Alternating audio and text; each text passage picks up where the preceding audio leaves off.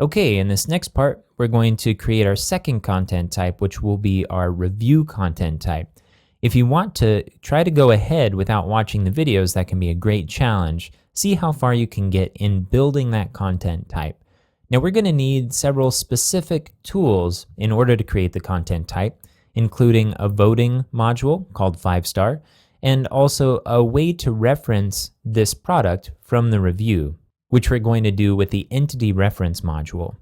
So again, feel free to try to get that done yourself. You may want to create a backup using the backup and migrate module before you continue. And when you're ready, go ahead and come back and we'll move forward. Okay, so I'm going to go to Structure, Content Types, and Add Content Type. Again, we're going to create our review content type here. For the name, I'm going to put Review. For the description, I'm going to put a review of a third-party product. For our settings here, we're going to leave the title at title. We'll leave preview before submitting at optional. We'll leave the explanation or submission guidelines empty for now. I'll click on publishing options.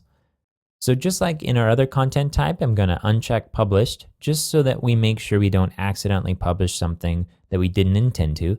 I'm also going to check on promoted to front page, and I'll check create new revision. Under display settings, we'll go ahead and leave this checked. Under comment settings, we'll leave the comments closed. And under menu settings, again, we'll disable any available menus here and click Save Content Type.